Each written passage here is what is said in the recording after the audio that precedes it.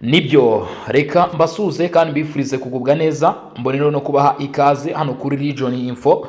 None magiga ya tariki 19 z'ukwezi kukuboza umwaka w'2025 rero aho tugiye kwicara imbere y'izi mikoro za Region Info twareba amwe makuru agezweho kugeza kuri uyu munota. Hari amakuru nababwiye mu by'ukuri kubijyanye n'ibyo u Rwanda rukomeje kuba rwasabirwa. Hari ibyakozwe na Repubulika Iharanira Demokarasi ya Kongo, ngira ngo twongere tugaruke cyangwa se tubishyireho isuku. Bishoboka ko hari abatabashe kubisobanukirwa cyangwa se kubyumva neza. No kuvuga ngo leta ya Repubulika Iharanira Demokarasi ya Kongo yagiye aho bita Setesburg, ni mu kanama ka 11 k'akanama k'umuryango w'abibumbye mu bihugu byishyize hamwe mu gihugu wo kurwanya ruswa. Iyi nama rero ikaba yongeye guterana, akaba ari inama imaze iminsi igiye kugera kuri 3 gutyo, igomba kurangira uyu munsi. Amakuru mfite nuko Tesi Kayikwamba Wagner uhagarariye Repubulika Demokarasi ya Kongo kandi nawe yarariyo, ndetse uyu muvuze nka minisitiri w'ububanyi n'amahanga n'ubutwererane wa Repubulika Demokarasi ya Kongo uba ugomba kuza ku ruhembe rw'abasuzuma aho ibintu bihagaze. Tayari bamaze gusaba ko u Rwanda rwahagarikwa kuba mu by'ukuri igihugu kinyamuryango cy'icyo bita AGOA. Abantu benshi ntabwo babashe kuba mu by'ukuri basobanukirwa cyangwa se bakumva uburemere bw'ibi bintu cyangwa se ikigero biriho, ari nayo mpamvu nongeye kugaruka, ndetse nkeka ko vuba iki kintu kiramutse kibayeho ibintu byahindura isura ku buryo bukomeye cyane. Ikindi kintu ushaka kuba watekereza nuko dushaka gutangira kubona icyo twakwita nk'imyigaragambyo, kuko sinzi mu by'ukuri nk'uko nakomeje kugenda bivuga, ntabwo nzi niba abantu bari kugenda bumva uburemere bw'iki kintu. Urabanza kwibaza se ubundi iyi AGOA turi kumva, iyi AGOA yongeye kutugarana imbere y'izi mikoro, ubundi ni igiki? AGOA ni ibiki? AGOA bisobanuye iki kugira ngo tube twavuga gutya? Kuko hari abashobora kugira ngo turi guca igikuba, hari abashobora kugira bati boss kuri muraca igikuba. Ibyo bintu nta buremere bufite, ariko ndagira nkubwire ko ibi bintu bikomeye cyane. AGOA ubusanzwe AGOA ni ijambo ry'impine cyangwa se ni ijambo mu by'ukuri ryahinwe, ariko risobanura icyo bita Africa Growth and Opportunity Act. Ni itegeko rya Leta Zunze Ubumwe za Amerika ryatangijwe mu 2000, mu mwaka w'2000, imyaka 25 murumva ko ishize, rigamije guteza imbere ubucuruzi n'iterambere ry'ibihugu bya Afrika. Ntabwo ari buri gihugu cyose kiba igihugu kinyamuryango cya AGOA cyangwa se kibasha kubona aya mahirwe ya AGOA. Ni imboneka rimwe, ndetse icyo nkubwiye cyo AGOA ni ikintu kiba ari ingenzi kuri buri gihugu cyose kiri mu iterambere. Hari icyo bita development country, developed country ndetse na developing country. Buri gihugu cyose kiri muri secteur y'icyitwa developing country cyangwa se igihugu kiri mu nzira y'iterambere cyose ntabwo gishobora kwifuza gutakaza aya mahirwe y'icyitwa AGOA, African Growth and Opportunity Act. AGOA ikora iki cyangwa se ikora ite, cyangwa se AGOA ni muntu ki, ni ibiki? Nicyo kintu nshaka kubanza kugusobanura, ubundi tugahita twanzika twimata turatudondosha no mu yandi makuru, dore ko mufitiye amakuru menshi. Mbere gato mufitiye amakuru ku bijyanye n'Ububirigi. Repubulika Demokarasi ya Kongo abaturage basabye ko ikurikirana ibijyanye no mu burasirazuba bwa Kongo iby'imirwano, ikareka kwibanda ndetse no kwijandika muri politike ya Repubulika Demokarasi ya Kongo. Ibi nabyo ndaza kukubwira intandaro yabyo, ndetse yewe tugufite n'andi makuru agiye atandukanye. Afrika Yunze Ubumwe, uyu muryango uhagarariye ku nshuro ya mbere yageze muri Repubulika Demokarasi ya Kongo asuzuma ibijyanye n'iki kibazo. Ibyo nabyo ndaza kubigarukaho. AGOA rero navuga ko ni systeme yashyizweho na Leta Zunze Ubumwe za Amerika ku bufatanye na Afrika, ariko kandi nanone kuko Afrika ari umugenerwabikorwa, ntabwo ari ubufatanye, ahubwo ni amahirwe y'ubucuruzi mu gufasha Afrika kwiteza imbere, yashyizweho na Leta Zunze Ubumwe za Amerika. Aya mahirwe atuma ibihugu bya Afrika byujuje ibisabwa byohereza ibicuruzwa muri Amerika bitishyuye imisoro cyangwa se bizwi nka douane bidatanzwe. Nakubwiye aya ni amahirwe aba adashaka kwiteshwa n'igihugu icyo ari cyo cyose giherereye kuri mugabane wa Afrika, ndetse n'ahandi baba byifuza cyane. Ahangaha usanga harimo imyenda, inkweto, ikawa, icyayi, kakao, amabuye y'agaciro ndetse n'ibindi bicuruzwa. Murabizi nk'u Rwanda kenshi cyane ruzwiho ko rwohereza mu mahanga ikawa. bivuze ko igihe ikawa yaba igenda nta misoro itangira gushyirwaho imisoro kandi ugasanga igiciro ntikiri bindi ko ku isoko, bivuze ko bishaka gutembagaza ku buryo bukomeye cyane ibijyanye n'icuruzwa ku cyo Repubulika ya Demokarasi ya Kongo yari igamije cyangwa se yashaka kuvuga. Ni ukuvuga ngo iyi AGOA u Rwanda ruramutse ruhagaritswe icyo bita import na export, ni ukuvuga ngo ibyinjira mu gihugu birashoboka, hari amahirwe menshi yuko bishaka kuruta ibisohoka. Aho ngaho tayari hahita habaho ikintu cy'ikibazo gikomeye cyane, ibyitwa bya deficit market. Ibyo byose ni imbogamizi ndetse n'ibibazo bishaka kuvuka by'ubukungu mu gihe koko ubusabe bwa Repubulika Iharanira Demokarasi ya Kongo bwaba bwumvishwe cyangwa se bwakiwe. Ntabwo Repubulika Iharanira Demokarasi ya Kongo yapfuye kuza gutyo ngo isabe iyi AGOA ko isabe Amerika ko yakura u Rwanda muri iyi systeme ya AGOA, ahubwo hari ibigenderwaho. Ntabwo wituraho gutyo kuvuga ngo iki gihugu ntabwo gikwiriye kuba umunyamuryango cyangwa se ngo nkwiriye kuba umunyamuryango. Hari muri iyi systeme hari yubatswe hagati ya Leta Zunze Ubumwe za Amerika n'ibihugu bya Afurika, hari condition, hari terms and apply, hari amategeko, hari n'amabwiriza aba agomba gukurikizwa kugira ngo ube umunyamuryango cyangwa se ntube umunyamuryango. Bivuze ngo Repubulika ya Demokarasi ya Kongo icyo aba yakoze hano ni ukwibutsa ndetse no kongera kugaragaza ko u Rwanda nk'igihugu Repubulika ya Demokarasi ya Kongo ivuga ko cyarushotoye, hari ibyabyujujwe kugira ngo u Rwanda ruhagarikirwe iyi systeme ya AGOA.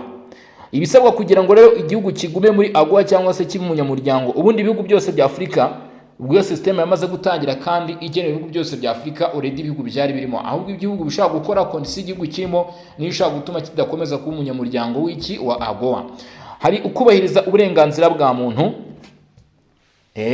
igihugu kirimo ihonyorwa, kirimo kurenga ku burenganzira bw'ikiremwa muntu, ntabwo gishobora kwemererwa kuba umunyamuryango. Hari icyo bita demokarasi ndetse n'imiyoborere myiza. Demokarasi ngira ngo murumva ko ni kuba ibintu bica mu mucyo, ibyo ari byo byose bikorwa n'ubuyobozi, ndetse imiyoborere myiza nayo bikagenderana ku icyo bita good governance, kuba nyine abaturage babasha kubaho mu mibereho myiza, ndetse ubuyobozi bukabayobora nta gitugu. Igitugu apana icyo bita igitugu, nepotism, dictatorship, igitugu cyangwa se kwigwizaho ubutegetsi ku ruhande rumwe. Ibyo byose ntabwo biba bikwiriye, ntabwo ubifite ujya muri AGOA. Kutagira intambara cyangwa se ibikorwa byo guhungabanya umutekano.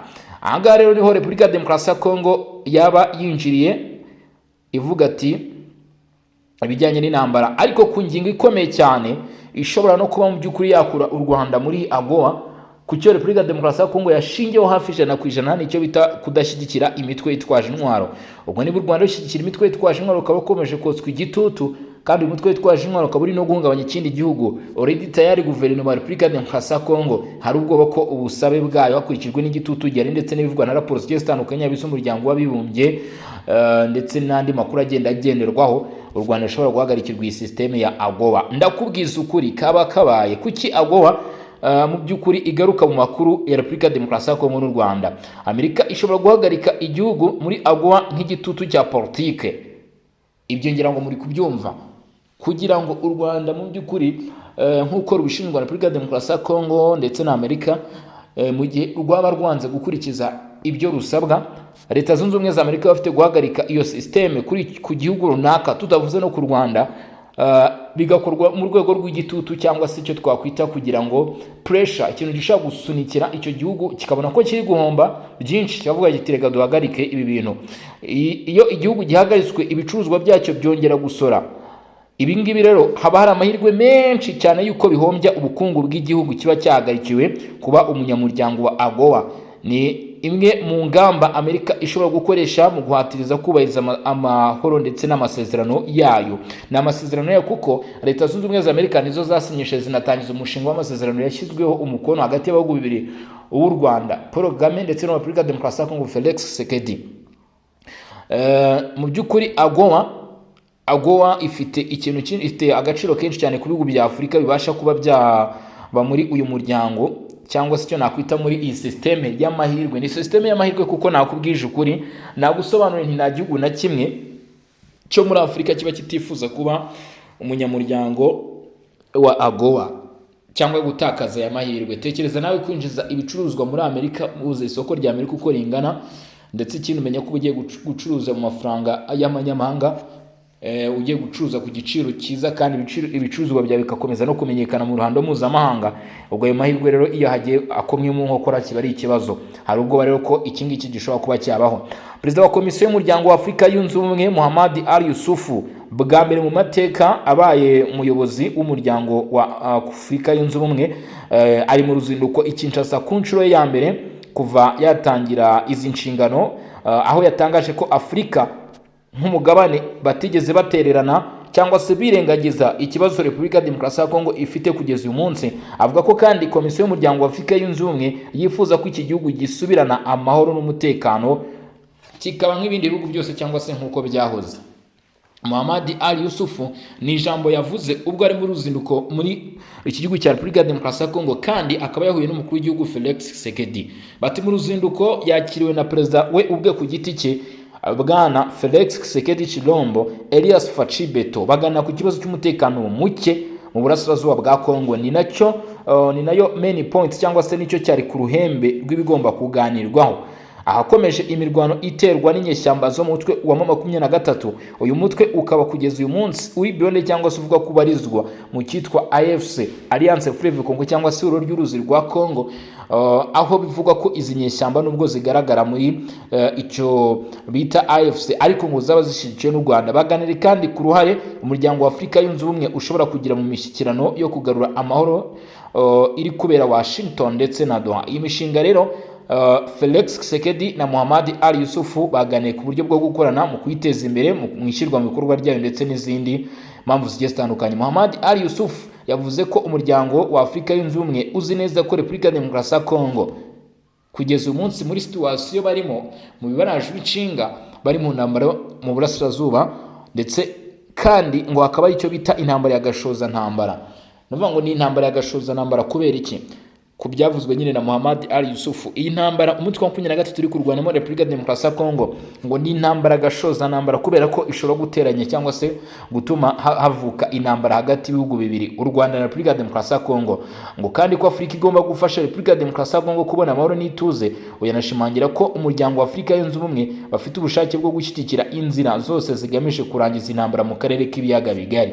Bivuze ngo Mohamed Ali Yusuf akaba dukurikije ibyo yavuze cyangwa se ibyo ari gutangaza n'uruhande ari kugaragaza ko abogamiyeho, aragaragaza neza kandi ko yizeye ko Repubulika Demokarasi ya Kongo yatewe mu by'ukuri n'u Rwanda. Ibi nabivuga uhite ubyumva mu gihugu kuba ari umuryango wa Afurika yunze ubumwe ubivuze, kuko niyo komisiyo ahagarariye kandi nawo mwanya yaje ahagarariye hano muri Repubulika Demokarasi ya Kongo. Ibiganiro bibaye mu gihe umutwe wa 23 ubarizwa mu ry'uruzi rwa Kongo uherutse gutangaza ko wavuye mu mujyi wa Uvira mu ntara y'Kivu y'Amajyepfo. Gusa leta ya Repubulika Demokarasi ya Kongo yarabihakanye, ndetse kandi n'ubuyobozi bw'intara ya Kivu y'Amajyepfo ibarizwamo iki gice nabo ntabwo basibye kubihakana cyangwa se kwemeza ko mu by'ukuri atari byo, kwemeza ko atari ukuri, bavuga bati ahubwo birakwiye cyangwa se igihe kirageze ko bihagarikwa. Metre Ruganwa Abashizi Didier Kabi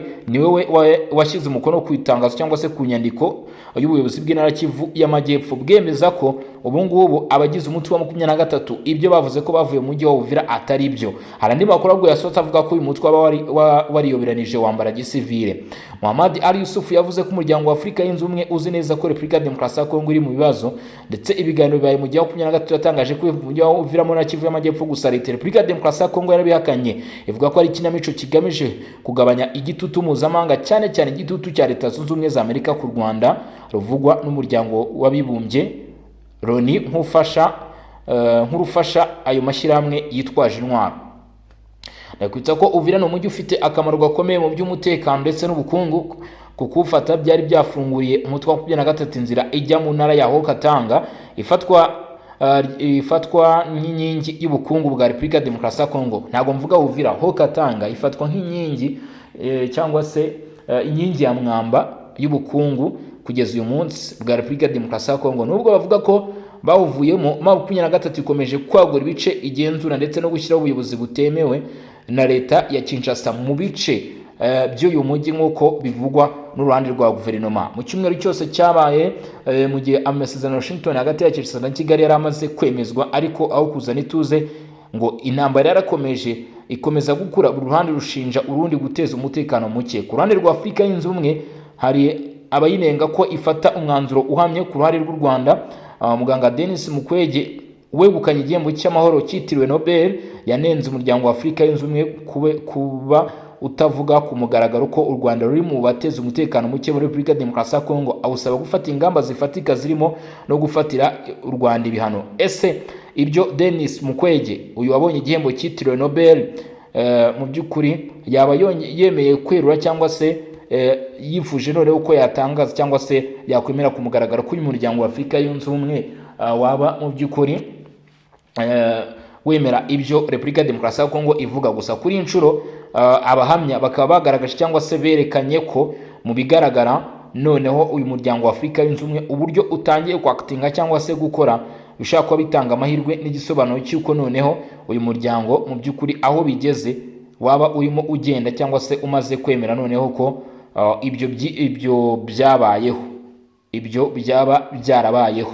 Nababwiye mu gutangira ko tuza no kugaruka ku makuru akomeye cyane avuga cyangwa se yerekana ibijyanye n'Ububirigi, aho Ububirigi bwanenze ifatwa rya Emmanuel Ramazan Shadary bugasaba kugabanya ubushyamirane bwa politike muri Repubulika Demokarasi ya Kongo. Leta y'Ububirigi yatangaje ko itigeze yishimira na gato ifatwa rya Emmanuel Ramazan Shadary, umunyamabanga uhoraho w'ishyaka PPRD rya Joseph Kabila, maze isaba ubuyobozi bwa Kinshasa gufata ingamba zo kugabanya umwuka mubi wa politike hagamijwe gushyigikira imbaraga mpuzamahanga zo kugarura amahoro mu burasirazuba bwa Repubulika Iharanira Demokarasi ya Kongo. Ibi byatangajwe na Minisitiri w'Intebe akaba na Minisitiri w'Ububanyi n'Amahanga w'Ububirigi Bwana Maxime Prevot nyuma y'uko Ramazan Shadary afashwe kuwa kabiri, aho yavuze ko iri fatwa ridafasha mu gushimangira amahoro imbere mu gihugu mu gihe Repubulika Demokarasi ya Kongo iri guhura n'ibibazo bikomeye by'umutekano mu burasirazuba bwayo.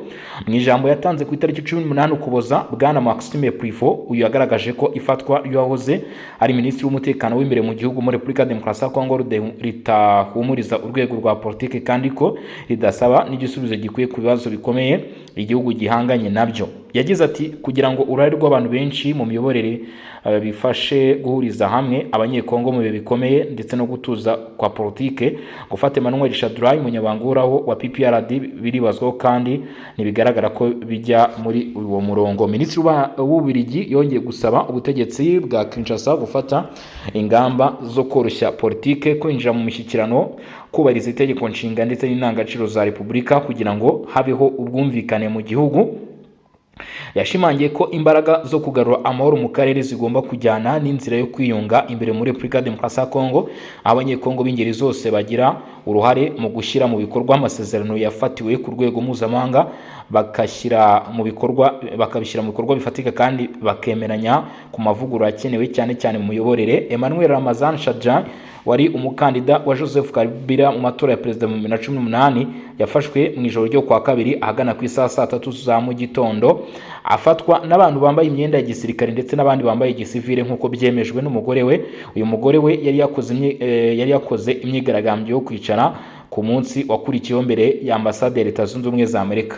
Umuhungu wa Shadary nawe yarafashwe kuwa gatatu nijoro nyuma yo gutangaza ubutumwa kuri X, ariko aza kurekurwa ku wa kane mu gitondo nyuma yo kubazwa ibibazo n'inama y'igihugu ishinzwe umutekano mu bijyanye n'ikoranabuhanga CNS ku bijyanye na se ukomeje kuba mu by'ukuri yashobera ubutegetsi. Mu yandi makuru akomeje kugenda amenyekana hano muri Repubulika Demokarasi ya Kongo, nta kindi ngira ngo kiri kuvugwa cyangwa se ni kimwe mu bintu nabyo mu minsi ishize byavugwaga cyane n'uyu munsi bikivugwa, ni Constantine Mutamba. Uyu mugabo rero mu by'ukuri urubanza rw'ubujurire rwahakanywe kuri wa 19 Ukuboza n'uyu munsi nyine. Urukiko rw'itegeko nshinga rwa Repubulika Demokarasi ya Kongo rwatangaje ko ibirego byatanzwe na Constantine Mutamba byemewe kwakira, no kuvuga urukiko rwarabyakiriye ndetse ruranabisuzuma, ariko basanze bidafite ishingiro mu mategeko. Constantine Mutamba yari yajuririye urukiko rw'itegeko nshinga mu by'ukuri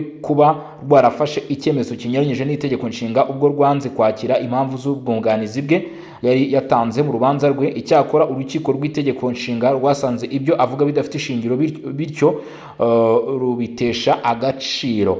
uyu mugabo akurikiranyweho gusesagura ndetse no kunyereza umutungo wa leta, amafaranga yari agenewe kubaka gereza ya Kisangani. Mu rubanza rwe abamwunganira mu mategeko bavuze ko abatowe mu nteko ishinga amategeko batamushyize mu rubanza mu buryo bwemewe n'amategeko, bityo bagashidikanya ku buryo yatoweho ngo akurikiranwe. Izi mpamvu zose urukiko rwari rwarazanze mbere ku iherezo urubanza rwanzwe. Ubwo rero akaba agomba guhanishwa igifungo cy'imyaka 3 afungiwe muri gereza. Ni Constantine Mutamba rero mu by'ukuri ubujurire bwe yari yatanze hano muri Repubulika ya Demokarasi ya Kongo ntago urukiko rwigeze rubwakira. Ubwo rero agomba gukora iki gifungo kingana n'imyaka igera kuri 3.